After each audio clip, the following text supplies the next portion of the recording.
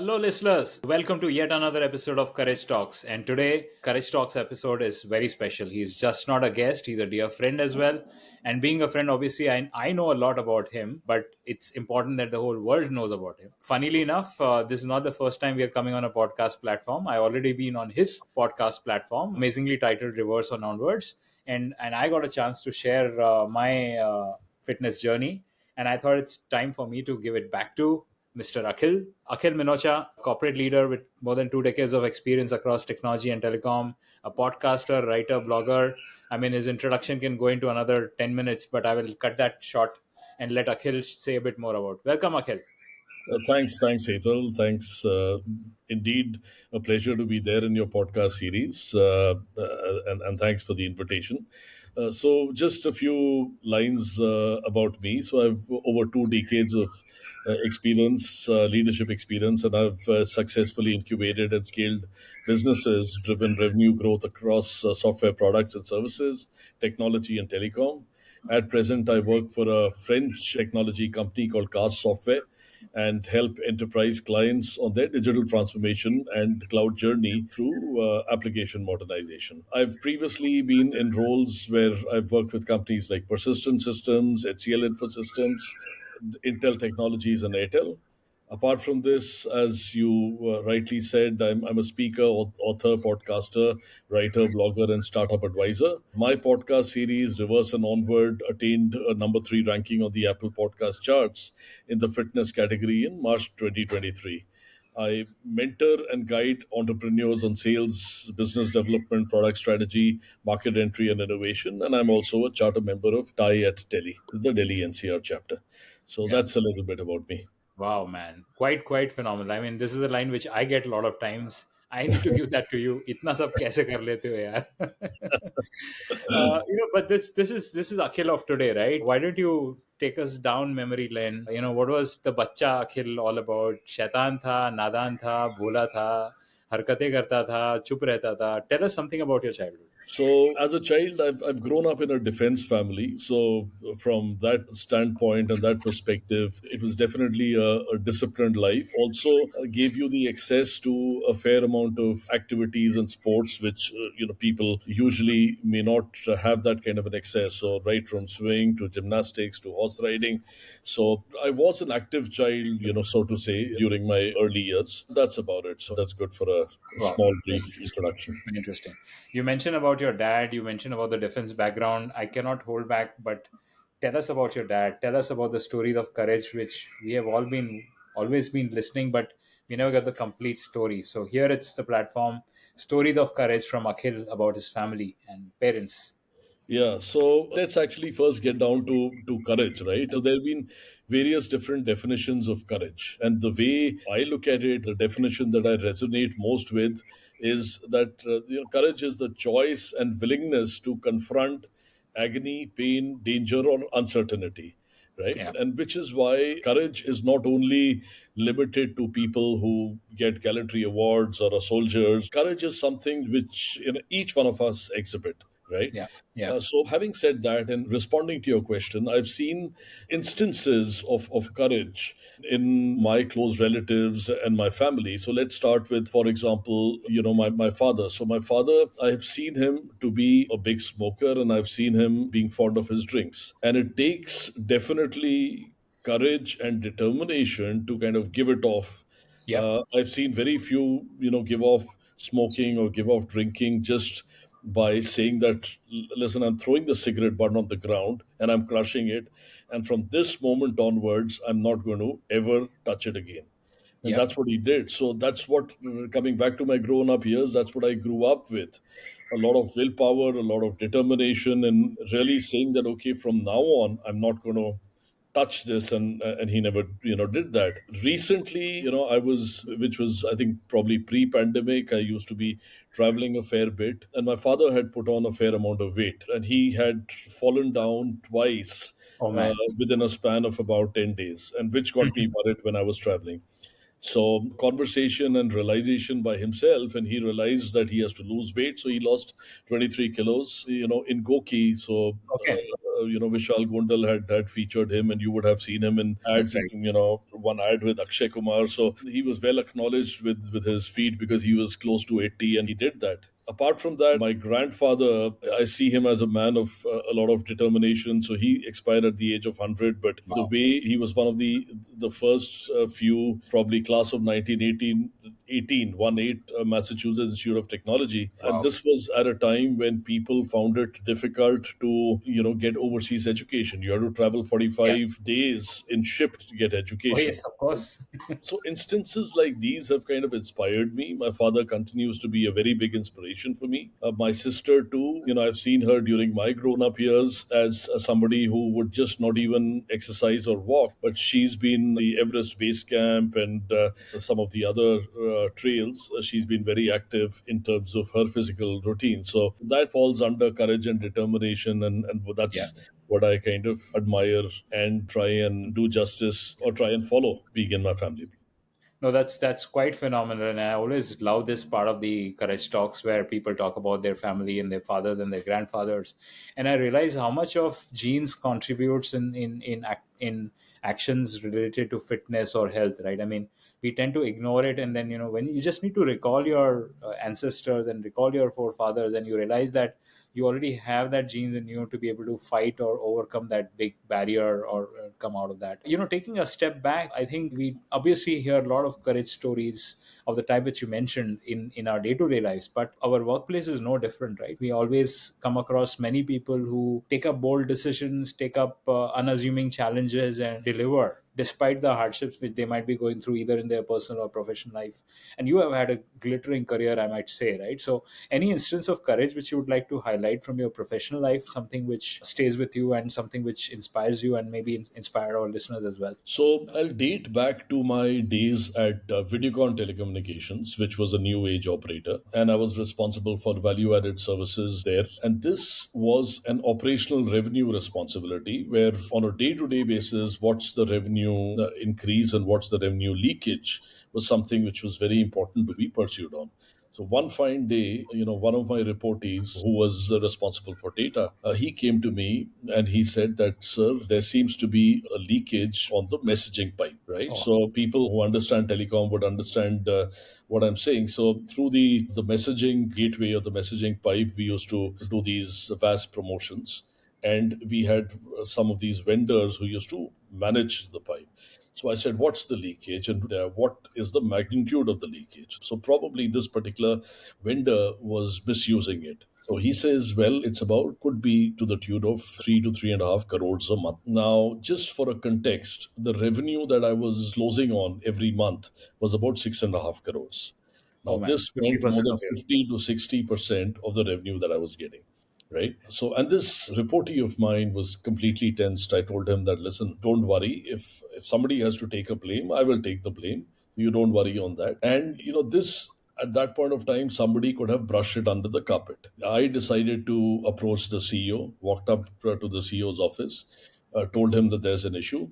He called in for the RA or the revenue assurance team. We kind of discussed what was going on, and they were simultaneously doing an audit. By the time this was on, I came back to my desk and I found an email from revenue assurance. But the long story cut short, the revenue leakage turned out to be a few thousands, only a few thousands, and not 3.5 crores. okay. But it's a very interesting incident for us to kind of understand. And that's exactly coming back to the definition which I talked about on uncertainty. Yeah, When you're yeah, faced with uncertainty, do you dump it under the carpet or you kind of take it head on? And I took yeah. it head on, thinking that I might kind of lose my job, but it's okay. I took it head on. And that's when it turned out to be trivial. But I think that was an interesting act of courage, if I may say. Yeah.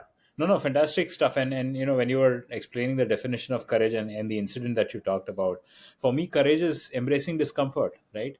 You welcome discomfort rather than shying away from it, because it's situations like these which challenge you, situations which these will bring the best out of you, right? I mean, if you don't get opportunity to take bold steps, you will probably undersell yourself or your life. And Very if you true. start embracing these situations of discomfort, you'll probably get more of them.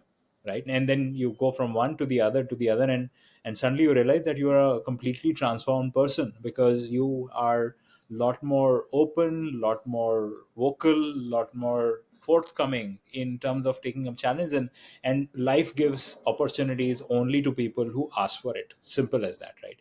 By Well being said. a couch potato and sitting idle for the whole weekend, you probably can't achieve much. But those simple acts of fitness or movement, if you incorporate in your daily life, look, if you don't run, you're not going to get injured. The day you get injured, you realize what pain is. And once you experience that pain once, you are okay to experience it 1,000 times, and it doesn't make a difference to you. Very And true. it's that change which you need to bring in, right? I intentionally brought fitness because everyone knows about your dad's story, thanks to Goki and Akshay Kumar, but not many people know Akhil's fitness story, Akhil's transformation. And I think the world needs to know now. Akhil, here's to you. What's been your fitness story? And that's obviously a lot of courage involved in there as well. Thanks for asking me that. So this was pre-pandemic again, and I used to travel a fair bit. Earlier, it was probably even more. So it was about 3 to 4 days a week, right? Wow, Regularly, that's a week lot. after week, and that actually caught on to me, and that led to metabolic ailments showing up to me on my face. So one day I was kind of sitting down, working, and my head reeling, and I kind of took my blood sugar, and it was very high. So I went to the doctor. I went to three cardiologists and endocrinologists, and all of them advised me statins and medication for sugar. And there was a lot of furor in the house, stating that why aren't you taking medication? You need to do it for us and things like that. So I, like anyone else who, where there is an onset of a metabolic disorder, I was very anxious about what's happened. I said that, okay, give me 3 months. Let me see what I can do. So I consulted a keto coach. I read up a fair bit. I made very significant lifestyle changes. I did a fair amount of strength training and exercising, and that's when I started following your footsteps on running or marathon, right? A 10-kilometer thing is what I'd kind of started with. So I started doing all of that. And there was a drastic reduction on the HbA1c levels or my cholesterol levels coming to very reasonable levels. And in 3 months, in a safe zone. And then in about 8, 9 months, getting into a completely normal zone. In fact, I'd also developed fatty liver, and I used to kind of consult a doctor. And that doctor, once I approached him 8, 9 months later, he says that, yeah, you are one of my patients who are in my hall of fame. So there are a few patients who haven't in such a small span of time completely reversed the condition. So that's what I ended up doing, right? So Yeah. that's my story. Wow, how impressive to be in a Hall of Fame already. I didn't know that, man. No, whatever got you there finally, I mean, it's something worth feeling proud about. And yeah, I don't think anyone feels happy to be, unfit, but the transformation, not many people are able to achieve it. So hats off for you to be able to do that. An important element of courage is vulnerability, being willing to show our emotions, and unfortunately the society doesn't allow men to do that. Any particular instance which you would want to cite where you were vulnerable, you were in tears, you could not hold back your emotions, anything which strikes you as something so touchy? Yeah, so you very rightly said that emotions is not something, or tears is not something which is entitled only to the female sex, right? So men also cry, men have their emotions, and it's a part and parcel of being emotional or exhibiting out what your feelings are to be able to kind of express them. The difference is whether you do it in public or you do it at yourself. Now, one incident that I can think of and I can relate with is I was very close to my grandfather. And interestingly, during his last time, the last time that I met him, we shook hands, and he kind of had said all the best to me, and I didn't know what that meant. And soon after that, he expired, and I was very, for whatever circumstances, primarily professional circumstances, I could not be there. A tough boss and other professional circumstances, I could not be there for his funeral, which I regret till date. And that's one thing which got me fairly vulnerable, because I kind of feel bad. I felt bad at that stage that I could not be there. I was attending to my work, and I could not be with my father primarily to pay the last rites. And post that, I've kind of realized how important is family, right? I mean, there are these things and events don't wait, and you've got to be there when you really needed to. So this was one incident which comes to my mind, Wow. Hetal. No, no, quite touching, and it's funny, but I mean, among all the four grandparents, I was extremely close to my Dadaji for the simple reason that he stayed with us for some time, right? Neither my Dadi or my Nana Nani ever stayed with us for a significant amount of time, and Dadaji was there with us for almost last 6 to 12 months. I've written about him in my book as well. So I was very close to him. I would go to his room and play cards with him. I was just 9 or 10 at that point of time. And when he died, I so distinctly remember just going into my room, lying on the bed, and just crying. That's the first death I saw in my family in real life. So my Dadaji and my father, there were two people who I've seen the death right in front of me. And yeah, it does make me quite emotional about the fact that even though I knew him for a very short time, I had extremely pleasant memories about him.